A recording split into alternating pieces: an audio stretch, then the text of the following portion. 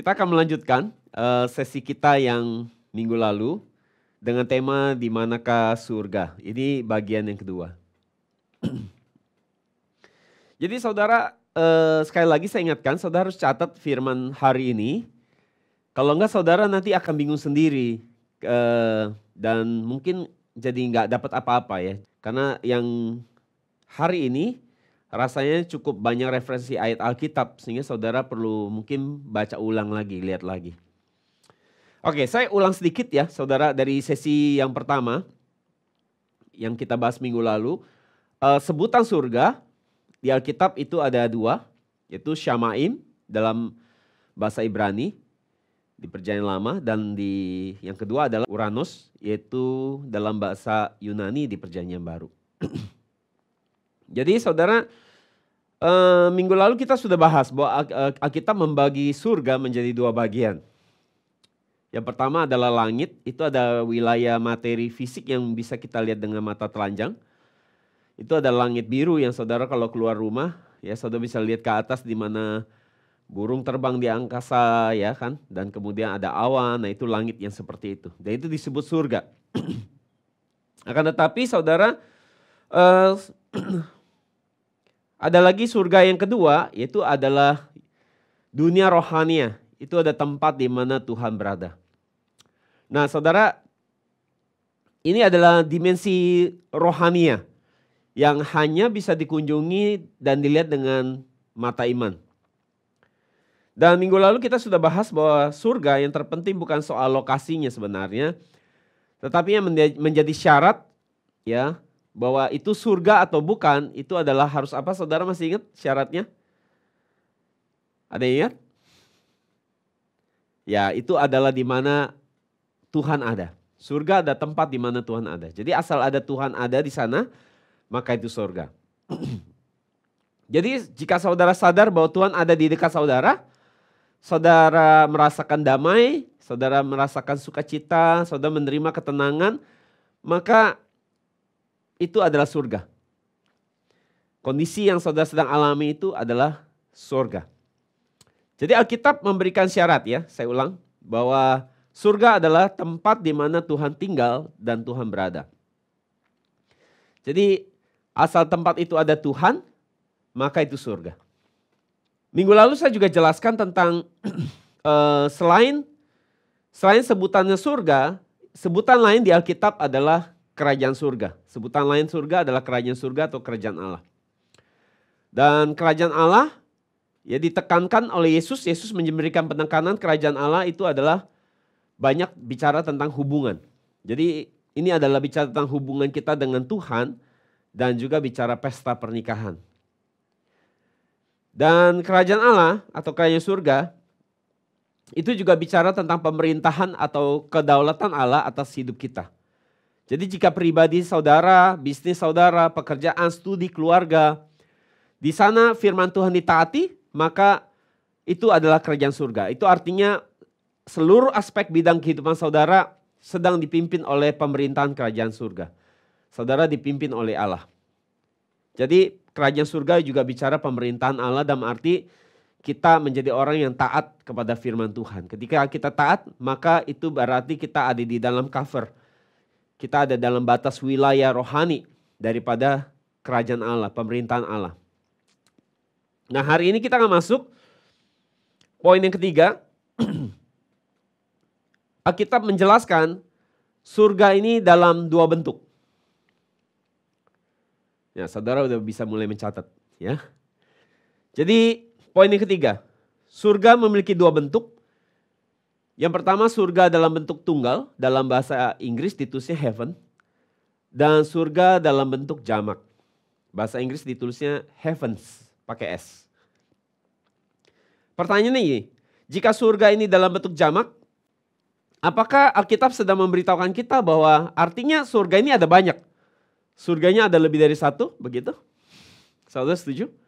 Apa benar seperti itu? Saudara, orang Yahudi sendiri, mereka mencoba membagi surga menjadi 3 tingkatan. Ya surganya ada 3. Yang tingkatan pertama adalah itu langit atau cakrawala. Itu ada tempat di mana burung terbang, awan saudara bisa lihat, dan juga hujan turun dari langit. Ya, ini surga yang pertama menurut mereka. Nah, kemudian surga yang kedua menurut orang Yahudi adalah ruang angkasa. Itu ada tempat di mana matahari, bulan, bintang, planet ada di sana. Jadi untuk jenis yang ini saudara, saya pernah mengalaminya waktu roh saya lepas dari tubuh. Dan saya naik ya ke surga yang tingkatan ini. Kalau memang definisinya ini tingkat yang kedua. Yang ketiga adalah surga yang berada posisinya di atas surga yang pertama dan surga yang kedua. Tingkat 1 dan tingkat 2 tadi. Yaitu itu ada tempat di mana Allah bertata. Bahasa Inggris biasa tulisnya Heaven of Heavens. Kalau kita terjemahkan dalam bahasa Indonesia jadinya surganya surga. Ya. Dan dalam bahasa Ibrani itu ditulisnya Usheme Hasyamaim. Nah saudara, para ahli teologi mereka juga menyimpulkan sama seperti ini. Bahwa surga ini dibagi dengan 3 tingkatan. Ada 3 macam surga. Tetapi Alkitab sendiri tidak pernah memberitahukan kita secara detail surga tingkat 1 dan tingkat 2 ini seperti apa kondisinya. Yang hanya diberitahukan kepada kita di Alkitab adalah surga yang di tingkatan yang ketiga. Yang jelas, yang paling jelas Alkitab menjelaskan kita bahwa surga ini adalah ada 2 bentuk. Yang tadi saya sampaikan, dia bentuk tunggal sekali lagi dan juga bentuk masih ingat tadi jamak. Ya. Jadi saudara tahu bahkan beberapa sebagian orang Yahudi mereka percaya surga itu bukan cuma 3 tingkat. Ada yang percaya itu surga sampai 7 tingkatan. Jadi surganya ada 7 macam lagi. Sekarang kita akan coba mendalami surga bentuk tunggal dan surga bentuk jamak. Itu seperti apa? Yang pertama sih kita akan coba gali surga bentuk tunggal. Heaven. Jadi ini ada tempat yang seperti apa surga bentuk tunggal ini. Kalau saudara nanti perhatikan di ayat ini, nah kita akan masuk lihat banyak ayat Alkitab, banyak referensi ayat Alkitab. Saudara, kita akan bandingkan dengan terjemahan NASB. Ya, kalau kita lihat terjemahan NASB menggunakan kata heaven. Ya, maka itu artinya tunggal, tanpa S ya, maka itu tunggal. Kita lihat di 1 Raja-Raja 8 ayat 39, saudara bisa lihat di atas terjemahan Indonesia, di bawah terjemahan NASB. Jadi saya baca, maka engkau pun mendengarkan di surga, heaven. Oke, tempat kediamanmu. Jadi saudara, ini ada surga bentuk tunggal. Jadi kita bisa lihat di sini dari ayat ini, bahwa surga yang tunggal, bentuk tunggal, itu ada tempat siapa tinggal? Itu ada tempat tinggal siapa? Allah Bapa. Jadi itu ada tempat Allah Bapa tinggal dan bertahta. Yang kedua kita lihat referensi Yesaya 66 ayat 1. Saya bisa lihat di bawahnya terjemahan NASB lagi. Beginilah firman Tuhan, langit adalah tahtaku dan bumi adalah tumpuan kakiku. Nah bahasa Indonesia menggunakan kata langit, bukan surga. Ya, tetapi bahasa Inggris tetap tulisnya heaven. Jadi terjemah Alkitab bahasa Indonesia saudara, kadang surga tunggal itu ditulisnya langit. Sedangkan Alkitab bahasa Inggris dengan jelas membedakan surga tunggal ditulisnya heaven, surga jamak ditulisnya heavens. Jadi Alkitab bahasa Indonesia ya saudara, kadang-kadang dia menuliskan surga untuk surga tunggal, kadang-kadang dia menulisnya langit seperti yang saudara baca tadi. Sehingga ketika saudara membaca, saudara mungkin agak sulit membedakan sebenarnya. Ini mana yang jamak, mana yang tunggal. Kalau kita mau coba ya, pakai kata dalam bahasa Indonesia, mungkin kita akan tulisnya untuk membedakan surga tunggal jamak. Surga tunggal kita tulisnya apa? Surganya surga, ya, surganya surga-surga yang lain gitu kan, begitu ya. Kurang lebih kalau bahasa Indonesia jadi gitu ya. Cuma mungkin jadi nulisnya jadi jelimet ya, jadi ribet ya. Surganya surga gitu kan. Jadi artinya ada surga tapi ini di atasnya surga-surga yang lain. Maksudnya begitu loh. Surga tunggal yang dimana Allah Bapa bertahta. Jadi dia ada di atas surganya surga-surga yang lain. Jadi karena keterbatasan penerjemahan dalam bahasa Indonesia, kita nggak bisa langsung bedain sebenarnya dia lagi bahas surga yang mana. Tapi kalau di bahasa Inggris saudara bisa temukan dengan cepat. Karena mereka membedakan antara heaven dengan heavens. Kemudian di referensi lain di Daniel 2:28. Akan tetapi ada Allah di surga yang menyingkapkan rahasia-rahasia itu. Ya. Jadi saudara, di tempat di mana Allah bertata, ya, tempat di mana Allah ada, apa yang Allah lakukan di sana? Ia menyingkapkan rahasia-rahasianya sesuai dengan referensi yang kita baca ini.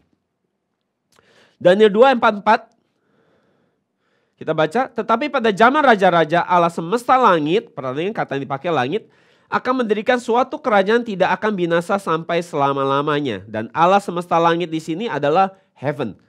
Surganya tunggal, bukan jamak. Jadi saudara bisa lihat ya, bahasa Indonesia kadang dia pakai langit, kadang dia pakai surga.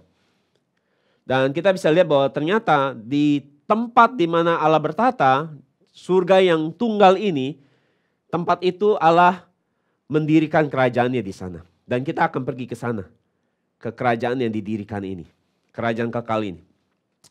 Jadi dari seluruh referensi ayat di atas, kita bisa lihat bahwa surga dalam bentuk tunggal adalah surga seperti apa kondisinya? Supaya saudara ingat lagi, itu adalah ciri-cirinya adalah itu adalah tempat di mana Allah Bapa tinggal dan bertata. Dan di tempat itu Allah menyingkapkan rahasianya dan di tempat itu juga ia mendirikan kerajaan yang kekal. Amin. Nah sekarang kita akan lihat surga yang berbentuk jamak. Bahasa Inggris tulisnya heavens. Efesus 1:10. Sebagai persiapan kegenapan waktu untuk mempersatukan di dalam Kristus sebagai kepala segala sesuatu baik yang di surga maupun di bumi. Nah surga ini adalah surganya jamak ya, heavens. Nah, kalau saya lihat terjemahan NSB dia pakai kata heavens. Efesus 4:10. Kita baca ayat yang lain. Ia yang turun, dia jugalah yang naik lebih tinggi dari semua langit supaya ia memenuhi segala sesuatu. Ya, jadi ia yang turun di sini bicara siapa? Ini bicara tentang Yesus. Jadi Yesus dia juga naik melebihi apa? Heavens. Dia naik melebihi heavens. Artinya dia naik melebihi surga-surga jamak. Menuju ke surga yang tunggal. Ya. Nggak bingung kan saudara? Bisa ngikutin? Sekarang kita lihat 2 Petrus 3 ayat 10-13. Tetapi hari Tuhan akan tiba seperti pencuri. Pada hari itu langit akan lenyap dengan gemuruh yang dahsyat dan unsur-unsur dunia akan hangus dalam nyala api. Dan bumi dan segala yang ada di atasnya akan hilang lenyap. Ya, langit di sini adalah heavens. Surga jamak. Jadi jika segala sesuatu ini akan hancur secara demikian, betapa suci dan salehnya kamu harus hidup. Yaitu kamu yang menantikan dan mempercepat kedatangan hari Allah. Pada hari itu langit, heavens, ya surga jamak, akan binasa dalam api dan unsur-unsurnya. Ayat 13, tetapi sesuai dengan janjinya kita menantikan langit, ya heavens lagi yang baru dan bumi yang baru, di mana terdapat kebenaran. Nah kita lihat lagi contoh lain di Nehemia 9 ayat 6. Engkau adalah Allah, engkau menjadikan langit, heavens, ya surga jamak, ya. Menjadikan langit di atas segala langit. Nah ini dia, langit segala langit itu sebenarnya heavens of heavens. Yang tadi kita bahas. Ini adalah bicara tentang tempat Allah bertata. Dan seluruh bala tentaranya, bumi dengan semua yang ada di atasnya. Laut dengan semua yang ada di dalamnya. Engkau memberi hidup kepada semua. Dan bala tentara langit sujud menyembahnya. Ya, tadi heavens of heavens. Surga di atas surga yang tadi saya sampaikan ya. Ini surganya surga. Bahasa Ibrani tulisnya Sheme Hashamaim. Ayat yang lain Mazmur 57 ayat 5. Tinggikanlah dirimu mengatasi langit. Ini ayat yang sering kita nyanyiin ya. Dan langit di sini adalah heavens. Ya, surga jamak. Ya Allah, biarlah kemuliaanmu mengatasi seluruh bumi. Di sini diberitahukan bahwa Tuhan ditinggikan melebihi apa? Surga yang jamak. Surga-surga yang lain. Tuhan lebih tinggi dari situ semua. Ditinggikan melebihi itu semua. Posisi Tuhan ada di atas surga yang jamak. Karena dia ada di surga yang tunggal. Mazmur 68 33 atau ayat Alkitab saudara mungkin bisa ada yang 34. Bagi dia yang berkendara melintasi langit, heavens, ya surga jamak, sejak purbakala sebenarnya ia memberikan suaranya, suara yang dahsyat. Jadi dari ayat di atas kita dapat membuat kesimpulan bahwa ada dua bentuk surga. Surga tunggal dan surga jamak. Surga tunggal ada tempat Allah bertata, ya. Dan surga jamak dalam bahasa Indonesia ditulis kadang langit, kadang surga, ya. Itu adalah bicara surga di mana Allah Bapa ada posisi di atas surga-surga ini, surga yang jamak ini. Dia ada melebihi surga-surga jamak ini. Nah, saudara mungkin agak bingung untuk bisa membedakan antara surga tunggal dan surga jamak, ya. Rasul Paulus membantu kita dengan kesaksiannya bahwa dia pernah mengunjungi surga yang tunggal ini, yaitu surga tingkat ketiga dia sebut. Dari keterangan Rasul Paulus ini kita bisa dapat informasi seperti apa ya kondisi surga tingkat ketiga ini. Dan Rasul Paulus katakan surga tingkat tiga ini adalah Firdaus, ya, tempat Allah Bapa bertata. Dia samakan, dia sebut itu sebagai Firdaus. Kita lihat referensinya di 2 Korintus 12 2-4. Aku tahu tentang seorang Kristen 14 tahun yang lampau, entah di dalam tubuh aku tidak tahu, entah di luar tubuh aku tidak tahu. Allah yang mengetahuinya. Orang itu tiba-tiba diangkat ke tingkat yang ketiga dari sorga. Aku juga tahu tentang orang itu, entah di dalam tubuh, entah di luar tubuh, aku tidak tahu. Allah yang mengetahuinya. Ia tiba-tiba diangkat ke Firdaus. Dan ia mendengar kata-kata yang tak terkatakan yang tidak boleh diucapkan manusia. Oke. Kita lihat dari penjelasan Rasul Paulus di 2 Korintus 2:2c. Rasul Paulus tiba-tiba dikatakan di sini, Rasul Paulus tiba-tiba dia diangkat ke tingkat yang ketiga dari sorga. Kemudian di 2 Korintus 2:4a, dan di tempat itu adalah Firdaus. Jadi tempat itu, surga tingkat ketiga, itu adalah Firdaus. Maka kita bisa membuat kesimpulan bahwa dari informasi kesaksian Rasul Paulus, surga tingkat ketiga itu sama dengan surga tunggal dan itu adalah Firdaus. Jadi surga tingkat 3 adalah sama dengan surga tunggal dan itu juga sama dengan Firdaus. So, bisa jelas mengerti sampai di sini? Bisa mengikuti? Oke. Nah, sekarang kita akan lihat yang keempat. Bagaimana kita membedakan antara surga yang tunggal dan surga yang jamak? Seperti apa sih surga tunggal dan seperti apa keadaan surga jamak? Bagaimana kita bisa bedain, ya? Dan penerapannya dalam hidup kita ini seperti apa surga jamak ini? Kalau surga tunggal kita udah tahu itu tempat Allah Bapa bertata kan. Nah, sekarang kita akan lihat surga jamak. Surga jamak ini dalam kehidupan kita sehari-hari kayak gimana sih? Dia mencakup apa aja sih? Ya kan? Nah, sekarang kita akan lihat surga jamak dia mencakup apa aja. Jadi cakupan surga jamak adalah bisa surga itu secara individu, itu bisa bicara langit dan alam semesta. Jadi yang pertama individu, kedua langit dan alam semesta. Nah, kita akan lihat yang surga individu dulu. Poin pertama A kecil, surga individu. Jadi ini ada sesuatu pengalaman pribadi, saudara, ya.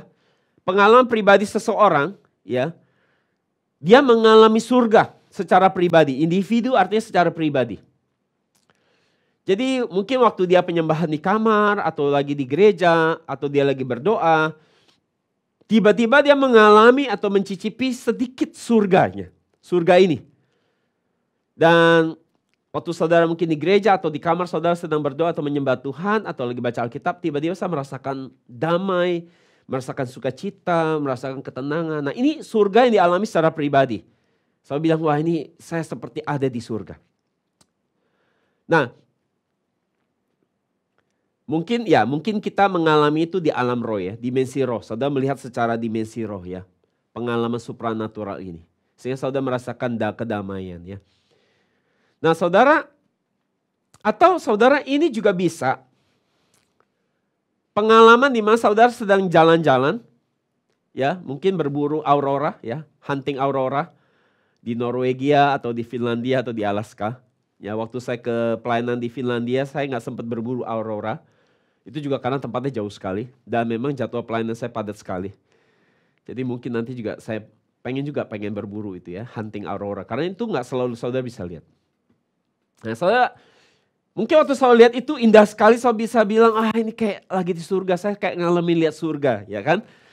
Nah kita akan nonton ya salah satu sumber yang saya dapat dari YouTube, judulnya Chasing Light in the Tromsø, Norway ya.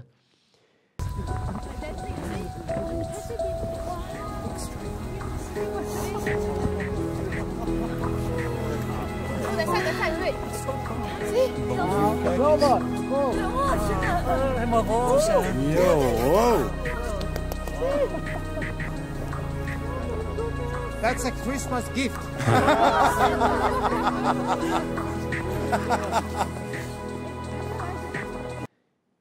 Ya, jadi saudara, ini namanya surga secara pribadi, surga secara individu. Jadi setiap orang punya pengalaman pribadi yang beda-beda tentang surga ya. Ada orang lihat pemandangan yang indah, dia merasa seperti ada di surga. Atau ya waktu saudara menyembah, saudara merasakan dua nuansa surga gitu kan. Jadi saudara, setiap orang punya persepsi yang berbeda-beda ketika ini bicara surga secara pribadi, surga secara individu. Setiap orang punya perspektif yang beda-beda. Nah ini disebut sebagai surga secara pribadi atau secara individu.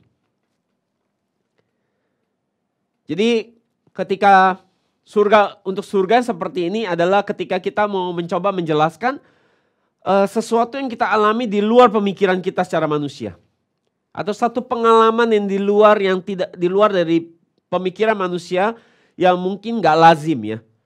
Ini ada hal yang luar biasa yang kita alami melampaui diri kita. Nah kita sebut ini sebagai surga. Surga secara pribadi. Atau saudara bisa begini. Nah ini mungkin saya akan lebih dalam. Saudara harus benar-benar dengerin saya. Ini agak dalam pemahamannya.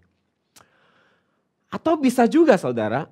Ini ada sesuatu yang saudara anggap begitu sulit. Begitu mustahil untuk mendapatkannya. Ini sepertinya adalah segala-galanya. Kalau saudara bisa dapat itu, kayaknya saudara udah dapat seluruh dunia ini.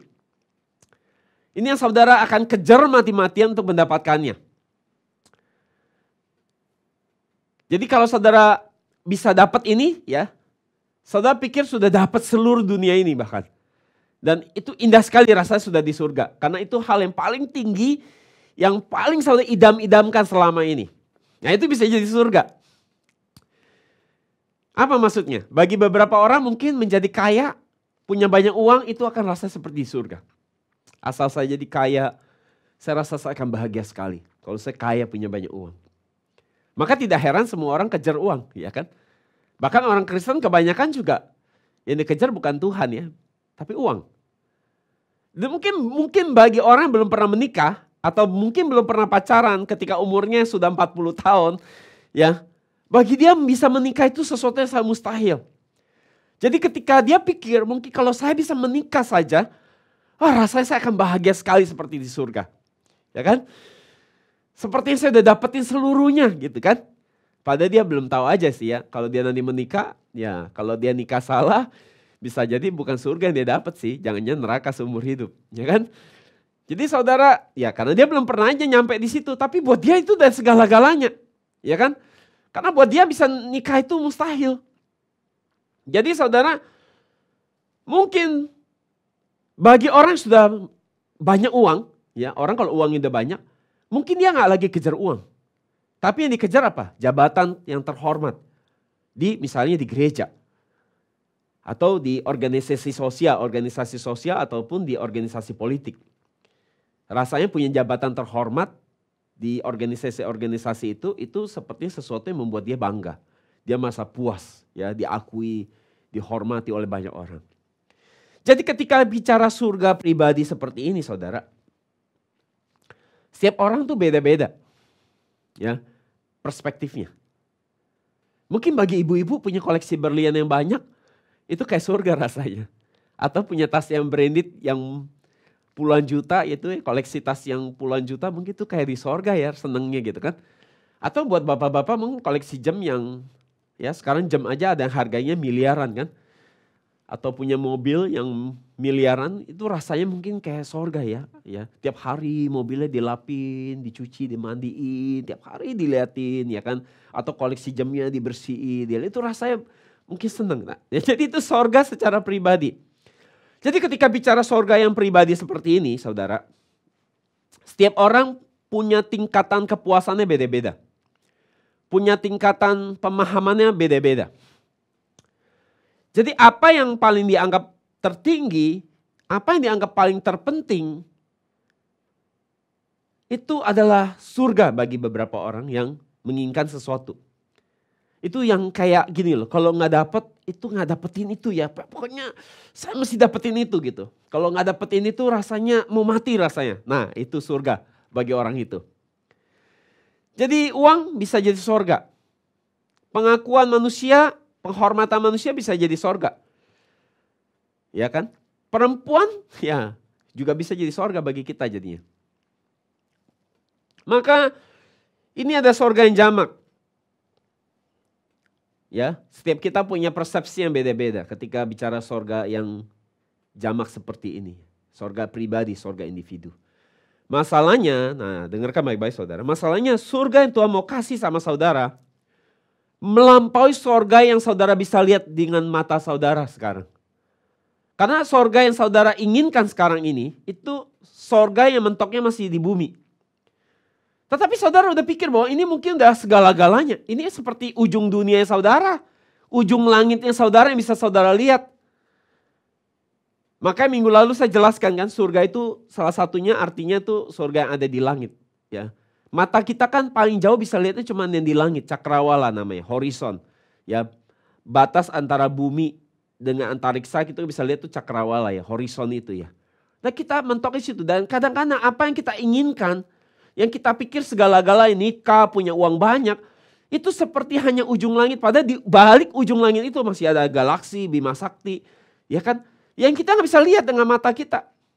Tapi bagi kita hari itu udah segala-galanya. Jadi bagi orang belum menikah, mungkin menikah itu segala-galanya. Bagi orang yang sakit lama, nggak sembuh-sembuh, mungkin sembuh itu adalah segala-galanya. Asal dia bisa sembuh, dia bisa merasa, oh ini surga.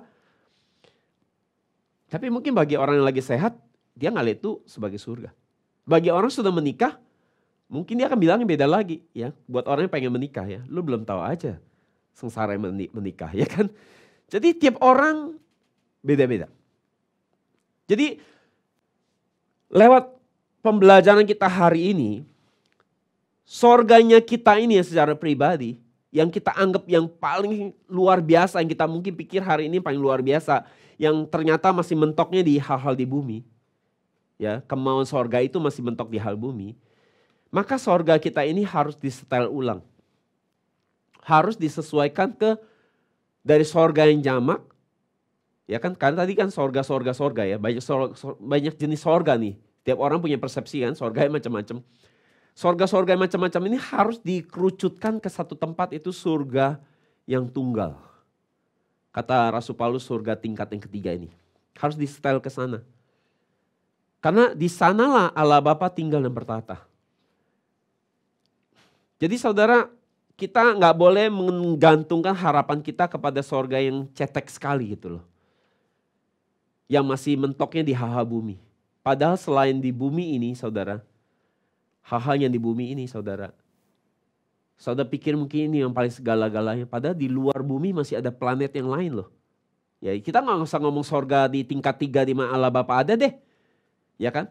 Di luar kita di bumi masih ada galaksi. Ada planet-planet yang lain. Tapi kita pikir yang di dunia ini udah yang paling segala-galanya. Sebab itu membuat kita harus sadar bahwa di luar kita saudara, ada sesuatu yang harus kita inginkan lebih gitu. Dari sekedar mentok di bumi. Yaitu sorga tingkat yang ketiga. Sorga yang tunggal di mana Allah Bapa ada di sana. Dunia Bapa itu lebih besar saudara. Lebih indah daripada sorga yang saudara sekarang lagi pegang. Jadi saudara, itu sebabnya kita harus berhati-hati dengan sorga yang kita pegang hari ini. Jangan-jangan saudara yang kita percayai, yang kita kejar-kejar, yang kita bela-belain saudara, itu ternyata belum sorga. Itu loh maksudnya. Karena kita baru bisa lihat sorga versi kita. Sebatas yang kita bisa lihat dengan mata kita, yang bisa kita rasakan dengan perasaan kita atau indera-indera kita yang lain, panca indera kita. Tetapi kita udah rasa itu paling sorga gitu loh. Jangan-jangan, memang bukan jangan-jangan lagi. Sudah pasti itu bukan sorga. Ada sorga yang lebih tinggi lagi. Itu sorga di mana Allah Bapa tinggal. Kalau dibandingkan sama tempat kediaman Allah Bapa, mungkin sorga yang kita pegang sekarang ini yang kita rasa udah paling keren, itu baru 0,00001% sekian. Jadi mungkin Allah Bapa waktu lihat kita lagi asik dengan mainan kita, sorga-sorgaan ini, ya kalau saya bilang kayak sorga-sorgaan, ya kita sayang-sayang sama sorga-sorgaan kita ini, ya. Mungkin dihormati orang, punya duit yang banyak, ya bisa beli apa aja. Kita pikir udah kita sayang banget, nggak mau pegang, nggak mau lepas, ya. Kita sayang-sayang gitu kan. Terus mungkin Allah Bapa waktu lihat kita, aduh dia bilang, anakku kasihan banget kamu. Itu sih belum ada apa-apanya. Itu baru 0,000 sekian persen. Dari sorga sesungguhnya saya mau kasih sama kamu. Tapi kamu korbanin banyak hal buat dapetin hal yang kayak gitu. Kehilangan iman, kehilangan kesehatan, kehilangan keluarga. Buat sorga yang macam gitu. Padahal aku mau kasih kamu, aduh. Jauh yang lebih bagus dari itu. Tapi kita gak mau kan, kita gak mau lepasin sorga versi kita buat dapetin sorga yang lebih besar. Jadi maksudnya gini saudara, apa yang saya mau sampaikan? Bahwa pengertian sorga kita ini harus naik terus. Dari level sorga yang jamak, sorga-sorga ini, ke level yang tunggal. Sorga di mana itu adanya di dunia Allah Bapa. Ya, sorga di mana tingkat ketiga, di mana Allah Bapa tinggal di sana. Nah, makanya semakin kita belajar Alkitab, harapannya pengertian kita semakin dewasa, bertambah dewasa, hikmat kita bertambah. Sehingga semakin kita banyak belajar Alkitab kan pikiran kita semakin disetel sama seperti pikiran Allah Bapa. Ya, semakin kita banyak belajar mungkin akhirnya kita jadi sadar, aduh kita jadi malu ya, aduh malu banget ya. Dari dulu itu ya, pada itu dulu hal yang saya anggap luar biasa ya, saya banggain gitu. Ternyata ya ampun itu dibandingin sorga tingkat ketiga yang Paulus kunjungi itu gak ada apa-apanya. Gitu saudara. Jadi saudara,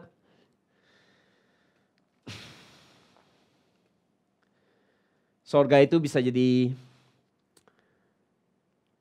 macam-macam jadinya ya. Orang yang kita hormati ya, bos kita yang mungkin gaji kita itu bisa jadi sorganya kita mungkin. Kita anggap dia yang segala-galanya.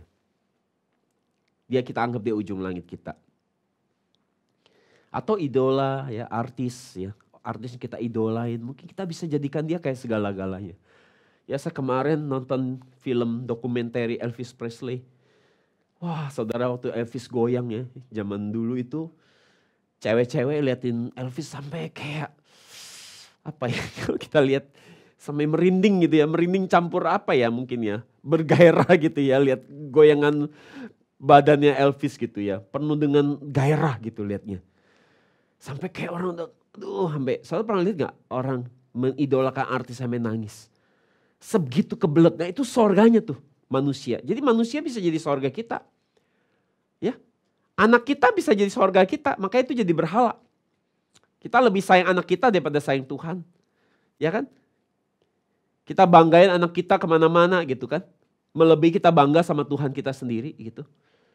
Ya, jadi ujung langit kita ini bisa manusia saudara. Pacar kita gitu, pasangan kita itu bisa melebihi Tuhan. Jadi saudara, sekarang apakah kita sedang pegang sorga dunia? Atau kita sedang mau naik terus ke sorga tingkat ketiga? Atau cuma mau di tingkat 1, tingkat 2? Semoga saudara kita semua bisa naik terus ke sorga tingkat 3. Melalui jalan pertobatan. Kita pikir mungkin sorga yang kita pegang ini sudah paling tinggi, paling luar biasa ya. Kita pikir kalau punya anak yang pintar, yang bisa dibanggakan berprestasi, wah rasanya udah bahagia. Kita pikir itu udah segala-galanya. Padahal itu mungkin belum ada apa-apanya saudara. Dibanding sorganya Tuhan. Nah sekarang kita lihat. Sorga zaman kedua adalah sorga cakrawala. Langit dan angkasa. Kejadian 2:19, ya, kalau saudara lihat Raja Wali disebut sebagai unggas yang hidup di udara. Dan udara di sini kata yang dipakai adalah Shamaim, heavens, surga jamak. Kejadian 1:6-8, berfirmanlah Allah, jadilah cakrawala di tengah segala air untuk memisahkan air dari air. Maka Allah menjadikan cakrawala dan ia memisahkan air yang ada di bawah cakrawala itu dari air yang ada di atasnya. Dan jadilah demikian. Lalu Allah menamai cakrawala itu langit. Di sini kata yang dipakai adalah Shamaim, surga. Jadilah petang dan jadilah pagi, itulah hari kedua. Jadi Tuhan menciptakan cakrawala, kemudian cakrawala ini tujuannya memisahkan air atas. Ya, kumpulan air atas kita sebut ini sebagai awan. Dan kumpulan air yang ada di bawah ini namanya lautan. Oke, soalnya perhatikan bagian ini karena ini ada hubungan sama apa yang saya mau jelaskan nanti di ujungnya, penghujung. Jadi cakrawala di sini juga disebutnya sebagai Shamaim atau surga. Nah, Mazmur 68:33 kita baca, bagi dia yang berkendara melintasi langit, heavens, di sini kata dipakai, sejak purbakala. Sebenarnya yang memberikan suaranya suara yang dahsyat. Kita lihat referensi yang lain, sorga yang jamak, ya. Jadi tadi langit itu disebutnya sorga juga. Efesus 2:2, kamu hidup di dalamnya karena kamu mengikuti jalan dunia ini, karena kamu mentaati penguasa kerajaan angkasa. Perhatikan kerajaan angkasa. Yaitu roh yang sekarang sedang bekerja di antara orang-orang durhaka. Kita lihat referensi lain Efesus 6:12.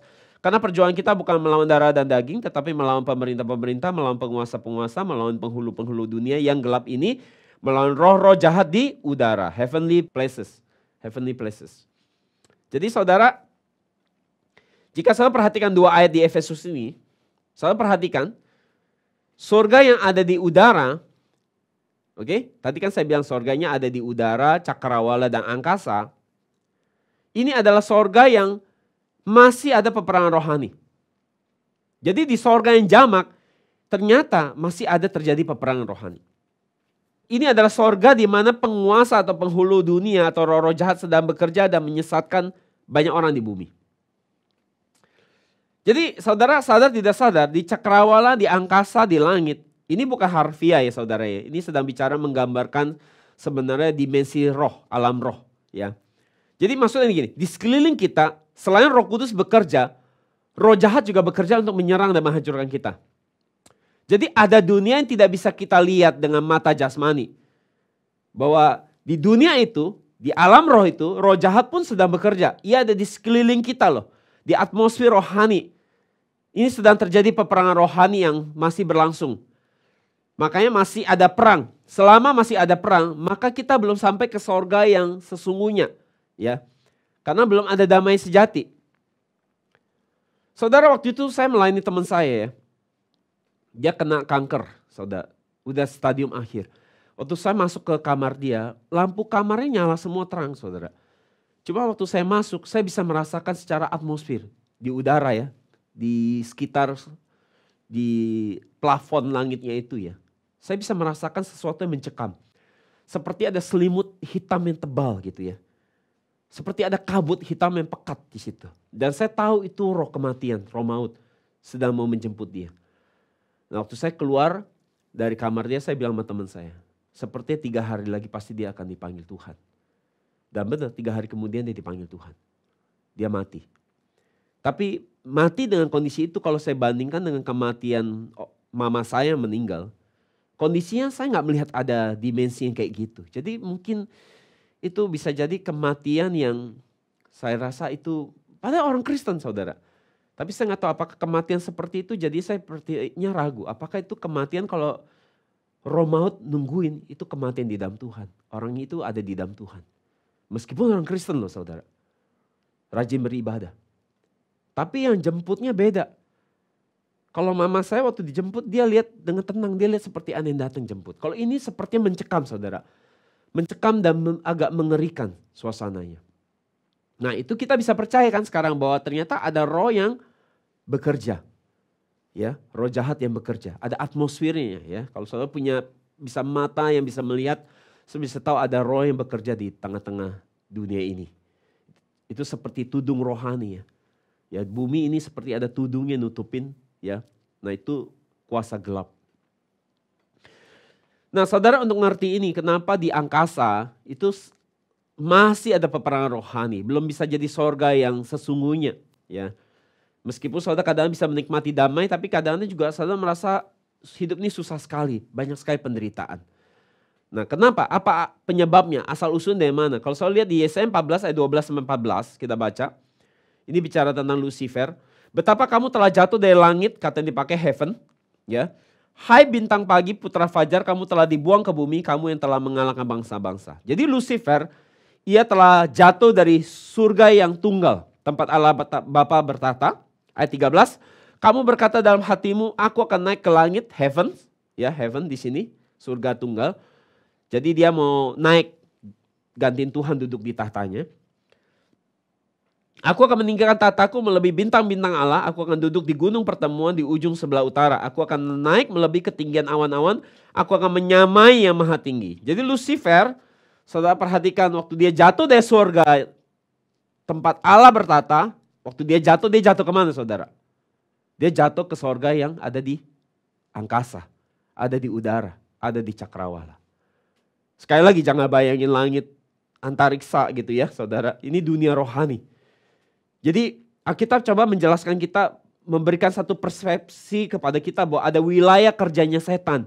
Iblis waktu dia jatuh dari tahta Allah, dia jatuh dari tempat kediaman di mana Allah bertata, dia dibuang, nah dia jatuhnya di langit, di angkasa. Itu sebabnya di alam roh gak heran saudara, seringkali ada peperangan rohani. Jadi sorga yang jamak, ada sorga yang belum sempurna sebenarnya. Ya.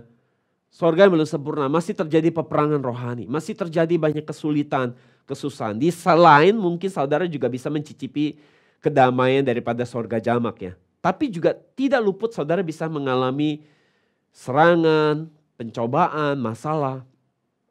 Karena sorga yang jamak ini adalah tempat di mana kuasa gelap bekerja. Jadi dari kesimpulan ayat-ayat yang saya bacakan, kita bisa simpulkan bahwa ada dua sorga, yaitu sorga jamak dan sorga tunggal. Sorga yang masih ada peperangan, itu ada tempat iblis dan setan bekerja, itu sorga jamak, ya, heavens. Dan sorga yang damai, yang kekal, tempat Allah Bapa tinggal dan bertata, itu ada sorga tunggal, heaven. Jadi Tuhan ada di tempat seperti apa yang ada damai. Jadi kalau hidup kita nggak ada damai, khawatir, gelisah, takut, itu artinya saudara masih di sorga tingkatan berapa? Tingkatan iblis dan setan masih bekerja. Masih di sorga jamak. Maka indikator ini memberitakan saudara harus terus belajar Alkitab supaya saudara bisa naik terus ke sorga tingkat yang ketiga. Kiranya dengan pedang roh yaitu firman Allah kita dapat mengalahkan iblis setan sehingga kita dapat sampai ataupun naik terus mencapai sorga tingkat ketiga. Sehingga kita bisa terima damai dan sukacita yang sejati.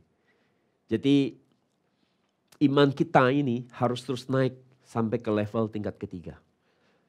Di Alkitab juga banyak memberitahukan kita tentang 3 tingkatan ini. Kalau saya sebut sebagai 3 tingkatan kerohanian atau 3 level kerohanian. Ya. Dan kalau saya lihat di Alkitab ada banyak 3 level ini, 3 tingkatan. Di mana aja kita bisa dapat 3 tingkatan ini, 3 level ini. Di Bahteranu itu juga dibagi menjadi 3 lantai, 3 level. Di mana lagi? Binatang yang diciptakan di hari penciptaan, ya, itu juga ada 3 jenis, ya, binatang di laut, ikan, binatang melata di darat, dan kemudian binatang yang di udara, 3. Manusia itu juga dibagi menjadi 3 tingkatan. Kalau kita bisa sebut ini sebagai tingkatan rohani, bisa juga. Manusia tingkatan tubuh, ya, kerohanian tingkatan tubuh, atau manusia masih tingkatan jiwa, tapi yang paling sempurna manusia tingkatan roh sebenarnya. Makanya disebut orang yang dipimpin roh itu anak Allah. Artinya orang yang dipimpin firman, ya, itu adalah anak Allah, ciri anak Allah. Tapi yang dipimpin tubuh, jiwa, belum bisa sempurna jadi anak Allah. Jadi ini memberitahukan kita level kerohanian. Ya, manusia tingkatan tubuh masih terus dikuasai hawa nafsu. Emosinya masih naik turun. Ya, tapi mereka sudah dipimpin oleh firman, ya, emosinya stabil. Mereka bisa mengalahkan hawa nafsunya. Nah, kalau saya lihat lagi, contohnya lagi di mana? Di bait suci. Di bait suci ada 3 ruang. Ya, pelataran, Ruang Kudus dan Maha Kudus. Dan yang boleh masuk ke Maha Kudus itu harus imam. Jadi saudara, level iman kita juga harus dari level iman pelataran, Ruang Kudus, dan masuk ke Maha Kudus. Dan yang bisa masuk ke Maha Kudus itu cuma satu orang, imam. Itu sebabnya kalau saudara baca di Alkitab, saudara suruhnya jadi apa? Imam. Dipanggil apa? Imamat yang rajani, artinya suruh imam. Jadi yang paling tinggi yang harus kita capai, ya kan? Saudara harus jadi imam, ya. Nggak boleh cuma mau jadi Lewi atau jadi imam doang, tapi harus jadi imam besar. Level kerohanian tingkatannya. Dan kalau kita lihat lagi contoh lagi hubungan Yesus dengan murid-muridnya atau hubungan Yesus dengan kita.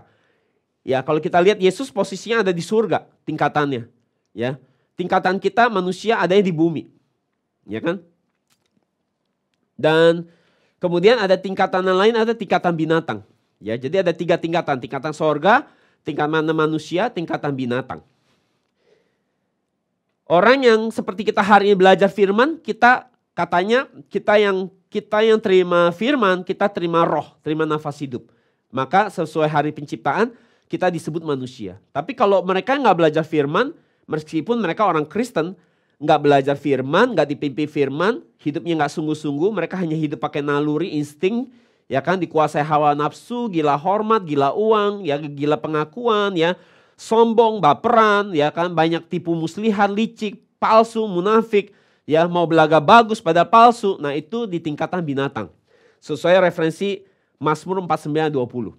Jadi mereka yang nggak punya firman disamakan seperti binatang karena nggak terima pengertian. Jadi saudara, 3 tingkatan ini ada di mana-mana saudara bisa temukan di Alkitab. Itu seperti bicara tingkatan level kerohanian. Dan hanya mereka yang ada di tingkatan sorga yang baru bisa terima sukacita. Nah kita lihat lagi contohnya di mana? Di kitab Wahyu. Kitab Wahyu sebut ada 3 tingkatan lagi. Tingkatan surga, tingkatan bumi, tingkatan laut. Wahyu 12 ayat 12 kita baca. Karena itu bersukacitalah hai surga dan hai kamu sekalian yang diam di dalamnya. Jadi yang bersukacita harus yang di mana? Di bumi atau di laut? Di surga ya. Jadi yang dikatakan bersukacitalah hai surga. Artinya mereka yang ada di surga yang bisa bersukacita. Kalau kita lihat apa yang terjadi dengan bumi dan laut. Kita baca, namun celakalah bumi dan laut karena iblis telah turun kepadamu. Jadi orang yang ada di bumi dan di laut, iblis turun dengan dalam amarah yang besar karena ia tahu bahwa waktunya yang dimilikinya singkat. Jadi tingkatan bumi pasti lebih baik daripada tingkatan laut. Ya, tingkatan bumi artinya orang yang sudah terima firman. Ya, karena bumi itu bicara tanah. Ya, firman itu benih. Jadi tingkatan bumi itu di tempat yang bisa terima. Hanya tanah bisa terima benih, itu benih firman. Kalau nanam nggak mungkin di laut, nggak akan tumbuh. Nanamnya harus di darat. Nah itu tingkatan bumi pasti lebih bagus dari tingkatan laut. Tapi saudara kita nggak boleh puas. Hanya ada di tingkatan bumi. Kita harus naik terus ke tingkatan sampai di tingkatan sorga. Kenapa? Karena hanya di sorga nggak bisa disentuh lagi sama iblis. Tapi yang di tingkat, dan hanya di sorga yang bisa terima sukacita. Ya, jadi soalnya jangan bayangin harfiah yang wah bumi laut, kalau besok berarti kita jangan tinggal di laut, tinggal di bumi gitu kan. Bukan begitu, tapi ini semua adalah simbol.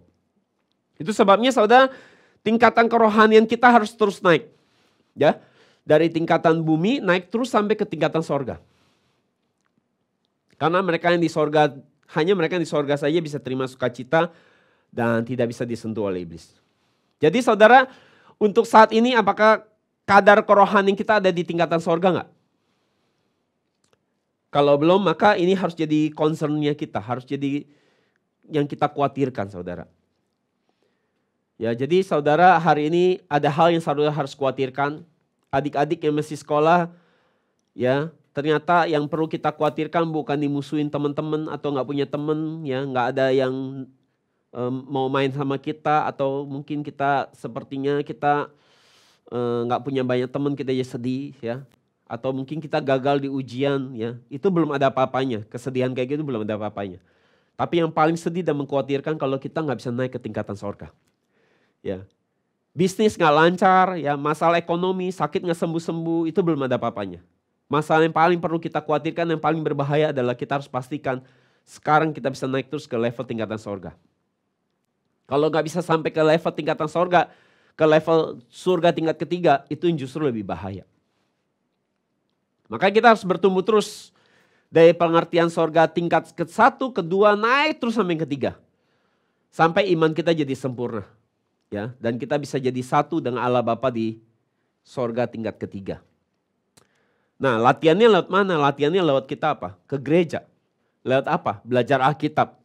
Belajar terima firman dengan baik di hati kita.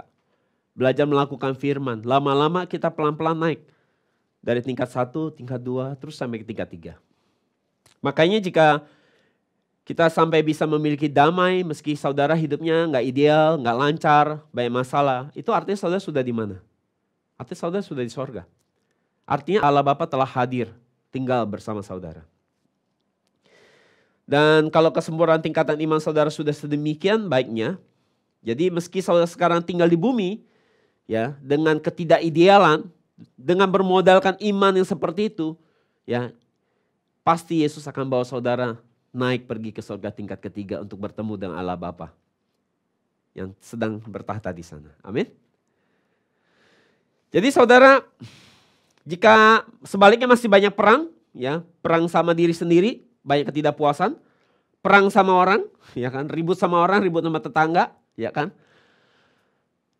Saudara berasa kurang terus, nggak pernah puas, nggak ada damai, sedih, marah, benci, pahit, masih terikat sama dosa dan kebiasaan buruk, ya, masih cinta uang, masih butuh dipuji, dihargai manusia, baru berasa lebih enak hidupnya. Kalau nggak dipuji berasa nggak enak gitu.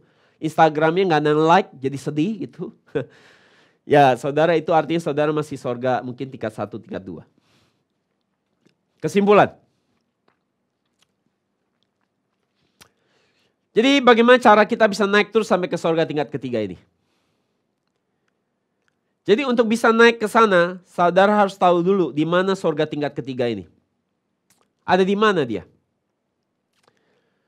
Yohanes Pembaptis waktu dia berkhotbah, ia katakan di Matius 3 ayat 2 kita baca, bertobatlah sebab kerajaan sorga sudah dekat. Minggu lalu saya katakan, saya sudah jelaskan bahwa bagi orang Yahudi, mereka tahu persis ya soal kerajaan sorga ini.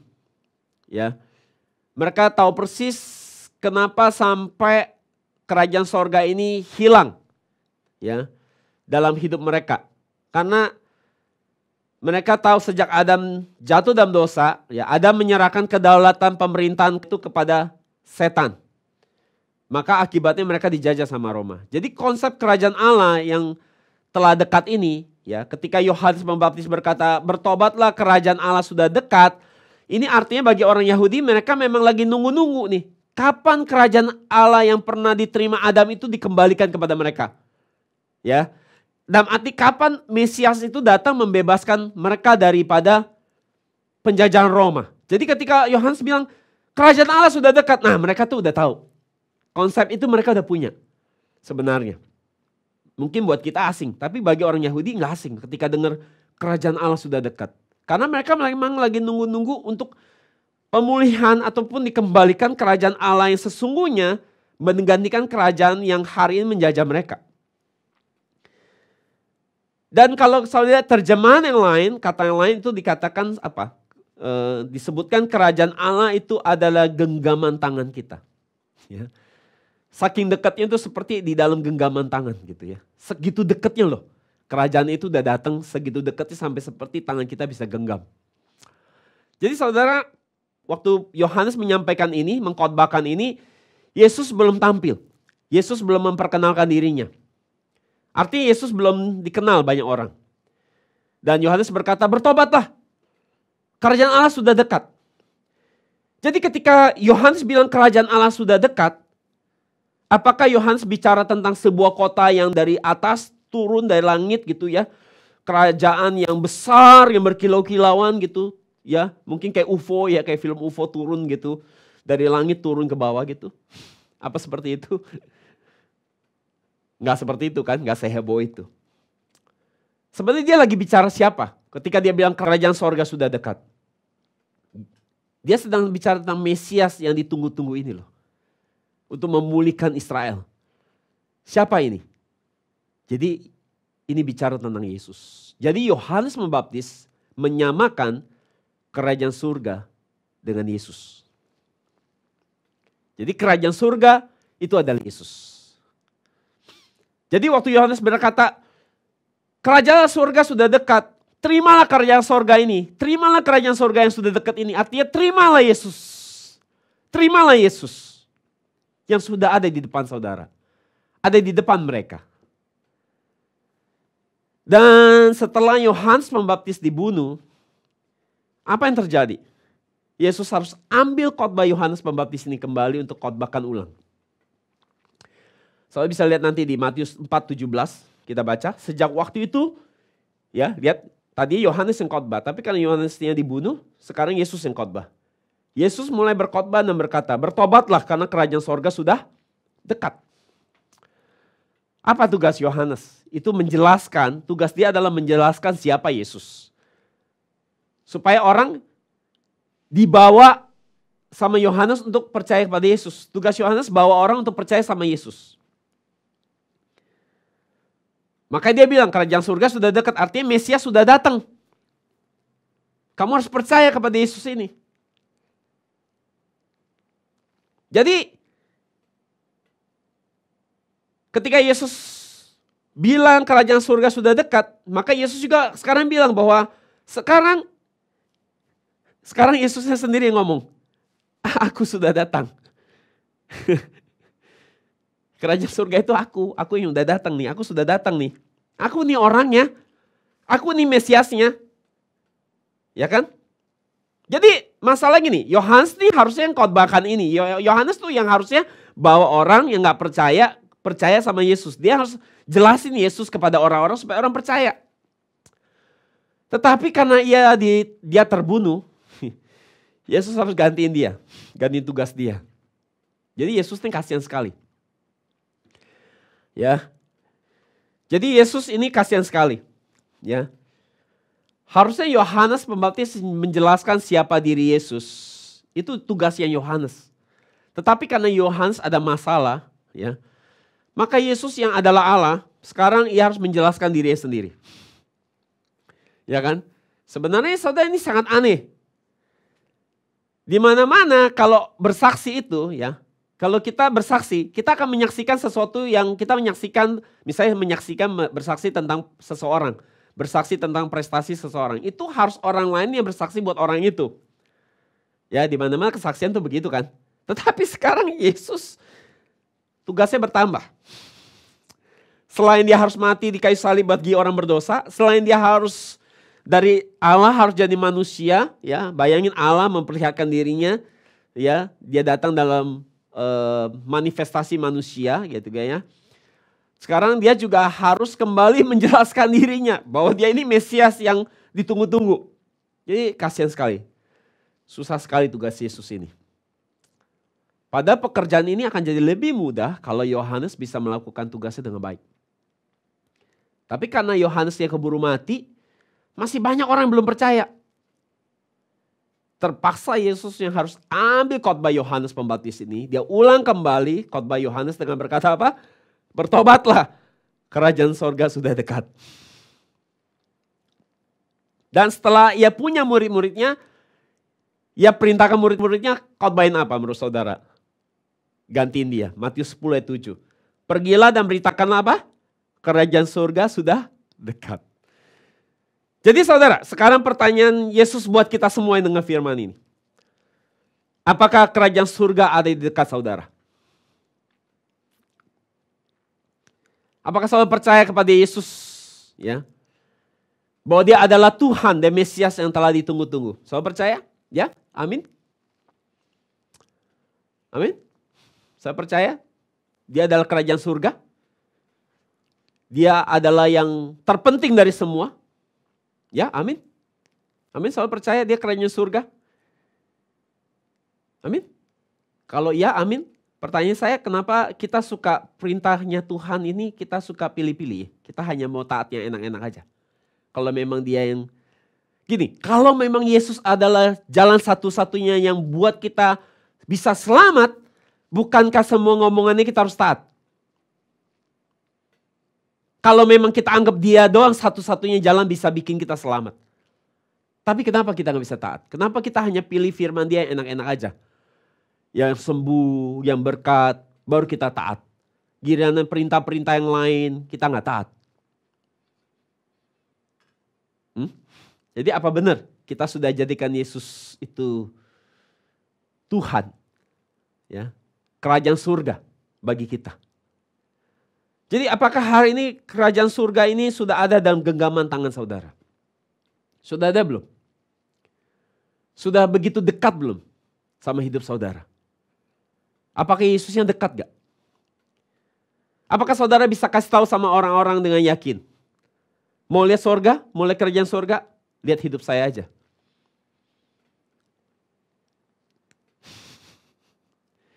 Jadi bagaimana kita terima kerajaan surga?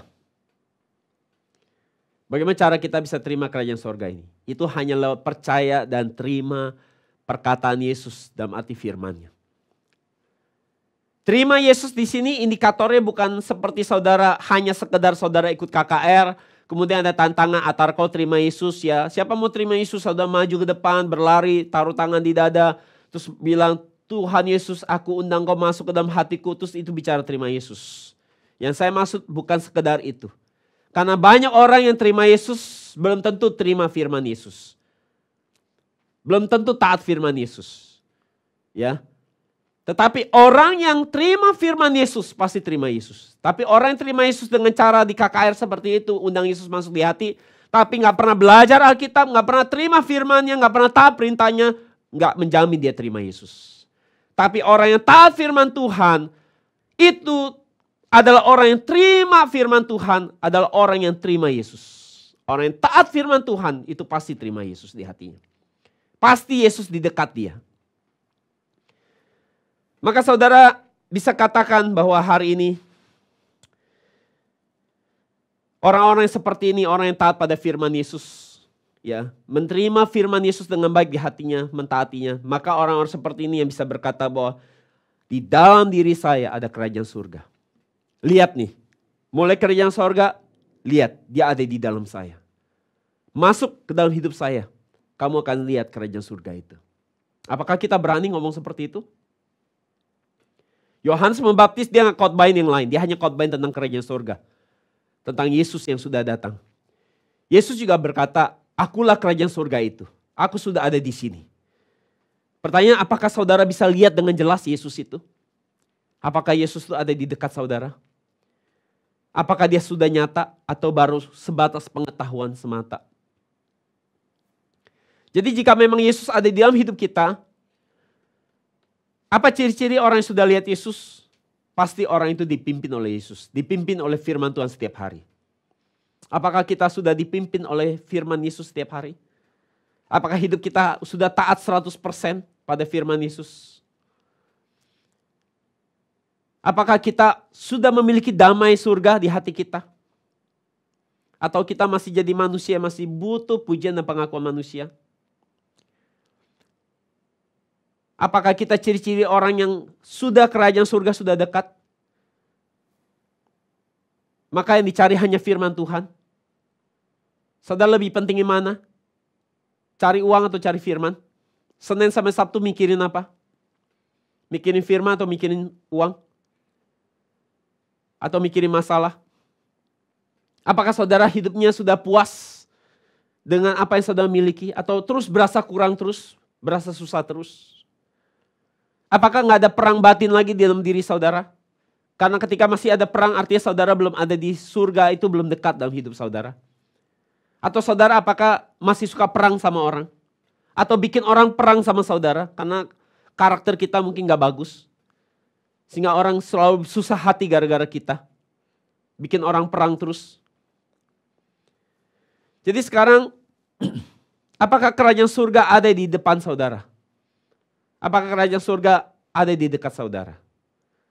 Jadi kalau belajar hari ini kita bisa tahu, apakah kita perlu tunggu mati dulu baru kita ketemu kerajaan surga? Gak perlu kan? Karena kerajaan surga itu udah di dekat kita. Begitu dekat. Dia sudah datang. Asalkan saudara tinggal di dalam firman Tuhan, maka Tuhan ada di dalam saudara. Itu sebabnya dia begitu dekat. Sesuai dengan catatan Yohanes 15 ayat 1-8. penjahat di sebelah Yesus, yang disalib di sebelah Yesus, dia berkata apa? Lukas 23:42. Ya Yesus, ingatlah aku ketika engkau masuk ke dalam kerajaanmu. Engkau masuk ke dalam kerajaanmu. Yesus jawabnya apa? Ayat 43. Aku mengatakan sesungguhnya kepadamu, hari ini juga kamu akan bersama aku di dalam Firdaus. Firdaus, kita udah belajar Firdaus, surga tingkat ketiga.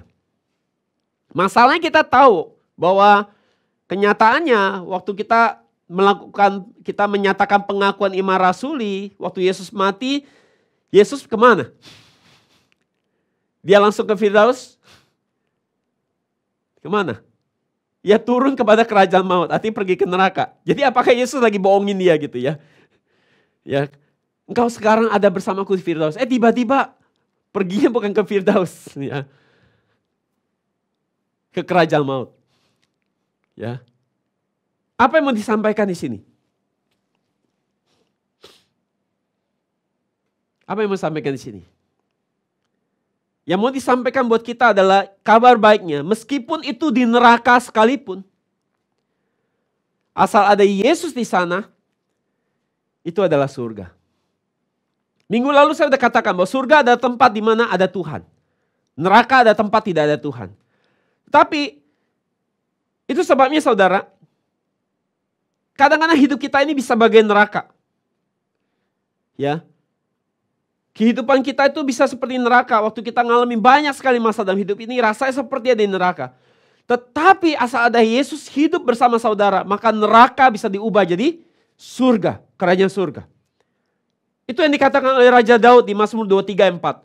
Walaupun aku berjalan melewati lembah bayang-bayang kematian, aku takkan takut bahaya, karena Engkau bersamaku. Pernikahan kita, bisnis kita, pekerjaan kita, sekolah kita, kesehatan kita mungkin bisa rasain seperti ini neraka. Akan tetapi asal ada Yesus di sana. Ada Yesus di dekat saudara. Kerajaan surga itu di dekat saudara. Begitu dekat dengan saudara. Karena saudara hidup sesuai dengan firman Tuhan. Maka neraka pun bisa diubah jadi surga. Kiranya kita bisa masuk kerajaan surga. Setiap hari. Tidak perlu nunggu mati. Kiranya siapapun yang datang ke gereja kita di NJM, mereka bisa merasakan ada di dalam kerajaan surga. Siapapun yang berinteraksi dengan saudara, mereka bisa merasakan sukacita surga. Merasakan damai yang ada di kerajaan surga. Saya berdoa dan memberkati setiap saudara dapat menjadi orang-orang yang mempersiapkan jalan untuk orang-orang dapat bertemu dan percaya kepada Yesus. Amin. Mari kita berdoa.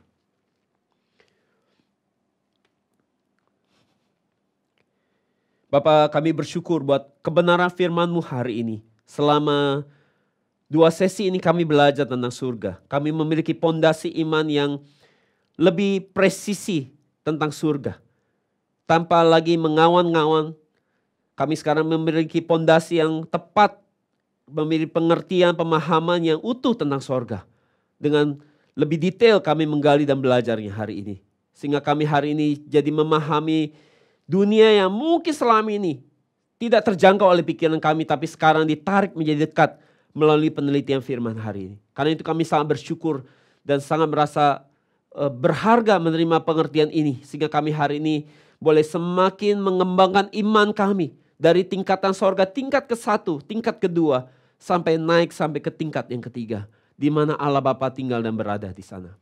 Bapa, tolong kami, jika kami hari ini masih ada di dalam sorga, kehidupan kami masih ada perang di sana sini. Kadang-kadang ada sukacita, tapi kadang-kadang ada banyak kesedihan.